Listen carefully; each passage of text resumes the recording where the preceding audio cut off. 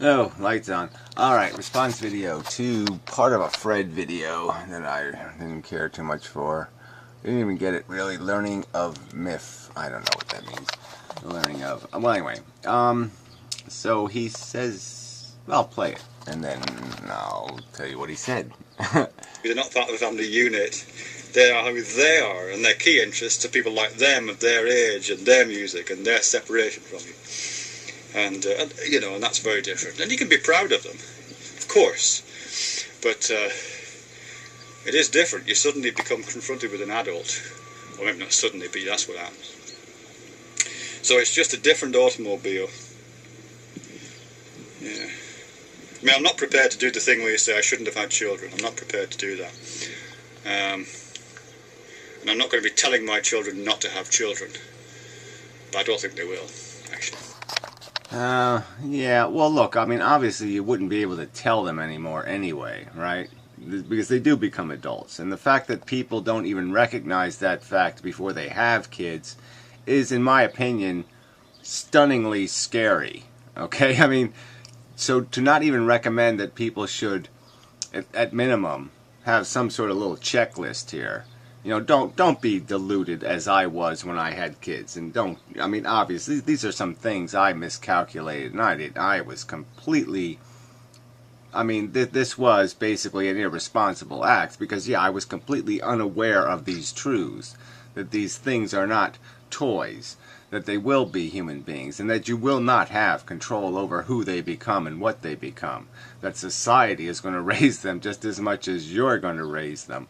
And so they are likely to come out to be exactly what you don't like in the world. Or at least there's a possibility of that happening. And that will be frustrating and perhaps irritating. And then it might personally impact your productivity in the world, as they might be undoing in the future the very things you attempted to do in the present. Or some other statement. But it's not about telling them what to do.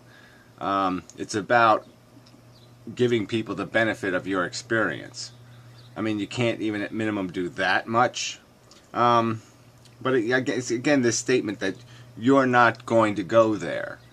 I just don't understand. So you still defend the decision. You still defend somebody's fucking right to do their little Frankenstein fucking experiments and presume that the fucking the gift giver, the gift receiver, doesn't have a right to complain, doesn't have a right to do anything to fight for their rights. You're not sympathetic to those individuals who have been sentenced to a life that they think was a waste, not just a waste of their time, okay, but a stealing of their welfare, that they were used as fodder to run an engine of American Idol and, All-Star Games and all this other tripe and crap and puke that this fucking civilization builds pyramids to. And you think it's okay. There's no ethical question to be resolved here. You have no obligation to say, well, in hindsight, being a little more enlightened than I was at 18, yes, I can certainly say I wouldn't be making that decision. I wouldn't be imposing life, and I wouldn't say that I think I can find a whole lot of other people on this planet who I think are competent to do the job either. Because essentially it's playing motherfucking God. You can't say something like that? I mean, fuck. Sorry, but that's bullshit. Moving on.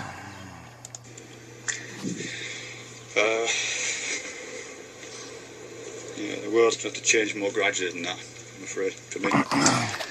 For you, again, so it's not, you really can't separate philosophy from your personal emotional life. So you can't, because it's your cat or your dog, you can't be objective about dogs anymore. So anytime you say anything about doggery, I should assume you can't do it rationally because you're too caught up in your own doggery experience. I mean, this is just bullshit. Sorry, this is bullshit.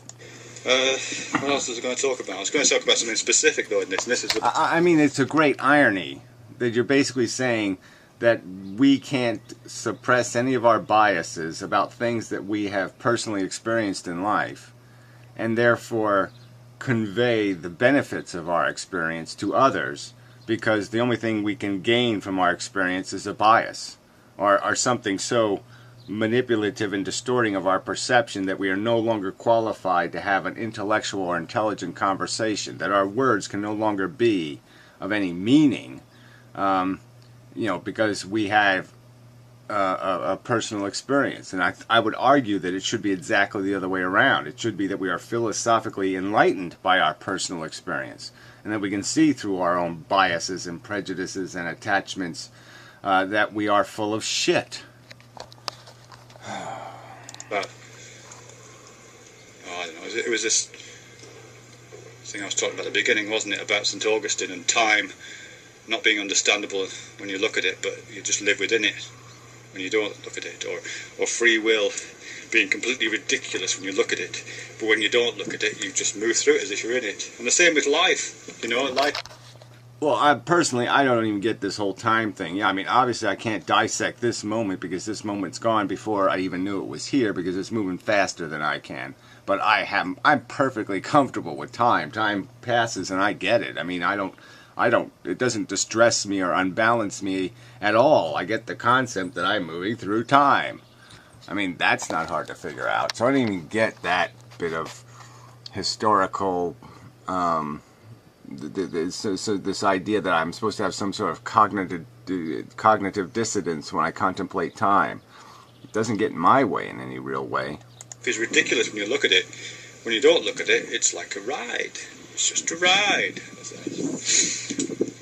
I tell you what this meaning thing is. Yeah, like I'm going to really love that fucking phrase. Yeah, sorry. Well, shouldn't people always be looking at it? I mean, realistically, we have all this power. We can play God. We can initiate a whole generation of human beings. And shouldn't we be doing something besides writing? Just one last thing.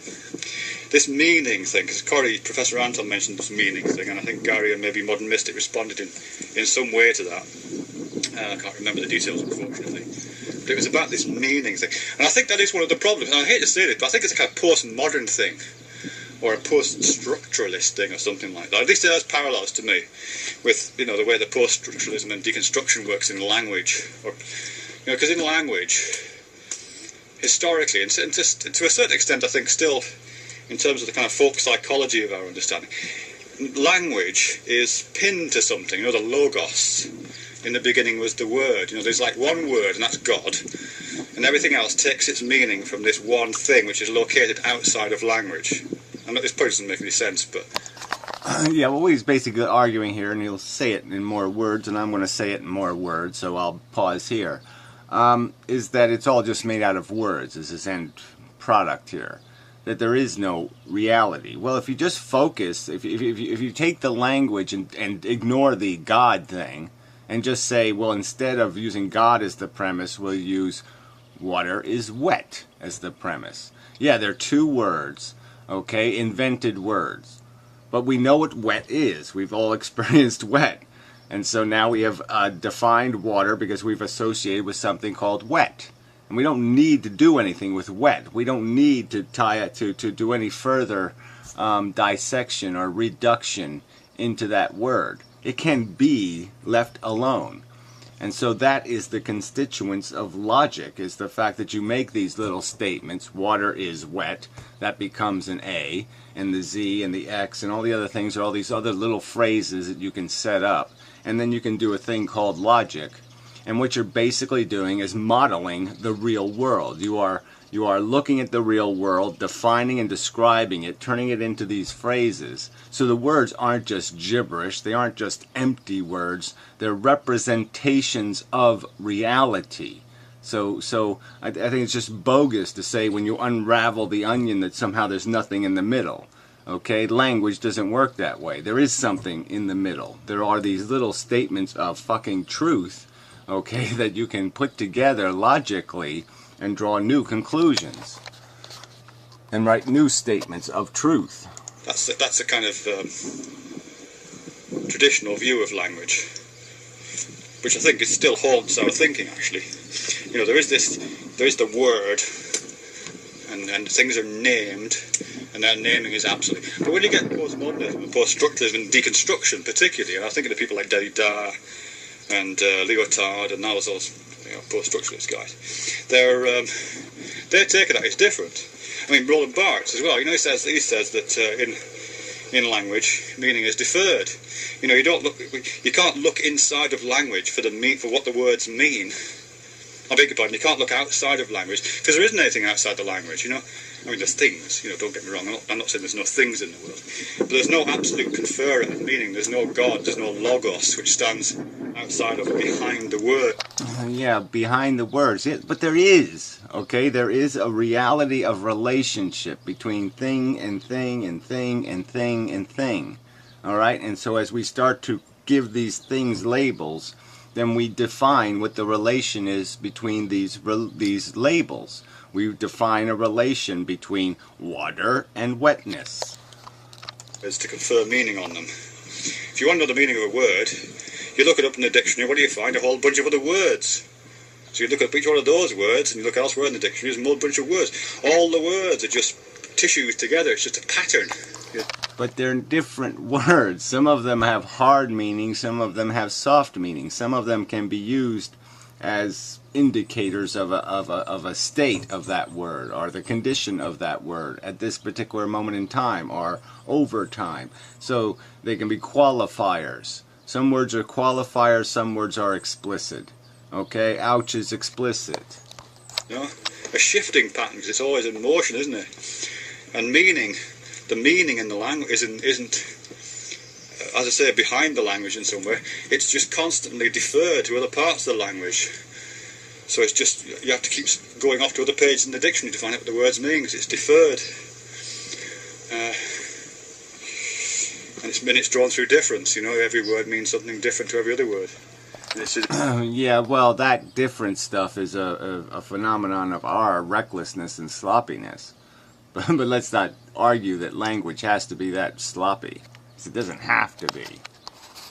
The differences to every other meaning that it takes its ultimate meanings. So it's that kind of thing. And I think there's a parallel in that. Sorry, that was a really stupid, botched explanation of deconstruction. But anyway,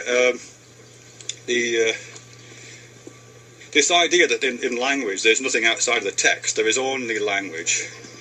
You know, meaning is just constantly arising from this tissue of other meanings. There's nothing absolute you can put your finger on and say that's where meaning is. That's what it's a bit like this life thing. Oh, got to it eventually. You know, the meaning of life isn't at the end of it, is it? You know, God is dead, Nietzsche said that, and everybody else said it since. There's no God in the first place. So you can't put your finger on God and say he's the meaning, and everything else takes his meaning from that. Or the various other non-Christian religions, which do very similar things, actually. You know, the meaning is in the, or the meaning is in the afterlife. Yeah, but I don't remember exactly where he goes here. So, yeah, I mean that's quite obvious. Okay, so yeah, we've taken all the ghosts and the goblins and all the other happily ever after fairy tale crap. Yeah, all of that crap is completely irrelevant to any realistic discussion of what is we're accomplishing by being here and what our obligation is to the rest of the sentient beings that are also involved in our interaction, both present and future. We can't do anything about the past. That one we can write off too. Just like God, we're not going to go back to the past and fix anything. So let's play ball in the present and the future. Text, probably from God, stop talking. But, you know, you can't say the meaning is in the afterlife, because we don't have that anymore, you know, so it's not like you get to the end of this sentence of life and then the meaning reveals itself in the product, because that's not there, there's no afterlife, you just stop. And it's not, it doesn't precede you, you know, the meaning isn't, you're not put in here for a reason, that doesn't make any sense, really, apart from the really simple, keep the machine running kind of reasons. So the only place for meaning is in the language itself, or the only meaning of life is in life itself. But that just feels a bit, is that it? Yeah, it does. I just don't see why this is complicated, okay? We know how meaning is derived. It's derived through something that has a passion, okay, either positive or negative. Repulsion, attraction, those are that's meaning in the world. What is a repulsive idea? What's an attractive idea? What's a good idea? What's a bad idea? So let's just take all the adjectives for attractive and repulsive, all right, and apply them to these concepts or these ideas or these behaviors, and we can derive from that an understanding of what is meaningful. Efficiency would be a meaningful word. It would be an idea, a concept, a thing to strive for, to attempt to accomplish. Yeah, do less harm, okay, than do no harm if possible. But certainly in the end game, create more, eliminate more suffering than you cause. Those simple ideals are where you derive meaning. I mean, that's the accomplishment here. Accomplishment's kind of a meaning word. It's kind of an adjective word. It's all a bit deferred, isn't it, really? So the meaning of my walking down the path is because I'm walking with a dog, and the meaning of my walking my dog is because she's a dog and she has to exercise, and the meaning of she's a dog and has to exercise is because we got it from the pound, and the meaning we got it from the pound is because, it's endlessly deferred. It goes on and on and on. What's the ultimate meaning? Is it really endlessly deferred? I mean, did you really try to dissect it further and just say, why is any of this taking place? Oh, that's right, because my parents made a decision to inject me into this world where I have needs. And so I had a need to have a dog, and I had a need to have relationships with people, and I had a need to do this, and I had a need to do that. I had a desire, a compulsion. So yeah, it can be dissected to the source, and the source is the very idea that this need thing needs to exist, which is a big flaw in the logic. Help one another, we could say. The big meanings. We should love one another or die. We should do that. Big meanings. Why? I don't even know what that even means. Okay, so again, why break philosophy with a word like, you want to talk about a useless piece of shit, garbage, junk word? Well, there you go. There's a word that should never even be in a language, like random and spontaneous and a few other. Get them the fuck out of vocabulary, because what fucking use is that crap? I'm not being facetious, but why? It's like looking up another word in the dictionary in the big life book. Yeah, right. So it doesn't make any difference whether you jump in front of that train or you don't jump in front of the train. I mean, that's just stupid. Why? Is because there's a logical equation that can be written out of words that describe what's good and what's bad. And then we know that this good-bad thing is the game. It's the game. It's the game. It's the fuel the whole fucking thing runs on. It's the meaning fuel. We're on a road to nowhere. You know what I mean? Look at another word in the life book.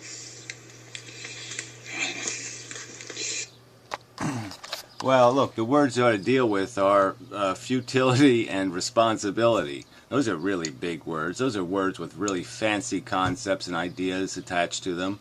And those are the words we should be motivated by. So anyway, but yeah, I'm sorry. I just found it obnoxious that you're going to just abdicate and say, okay, because I've lived a life, I have too many biases, too many personal relationships, so I can't be a philosopher anymore, because obviously I'm going to say something that might offend my love for this, or my caring for that, or my sensitivity to this, or my blah blah blah blah blah, and you go right down the list. I mean, that's what it sounds like you're saying. Or you're saying, I don't really believe in this concept of antinatalism. I don't believe that people should be restricted in what they have a right to impose on somebody else. They should be able to drive into your living room, smash you against the wall, and then give you a cyanide pill to take you out of your misery. I mean, that concept just makes sense to me. Yeah, yes, we should have that liberty, and we should impose on each other. And if everybody doesn't want to go on the roller coaster, well, we should still go on the roller coaster, and we should tie them into the fucking seat. All right? Because it's about our right to have fun. It's not about their right to say, fuck you! Shove this crap up your ass! Okay, anyway, enough said. Irritating.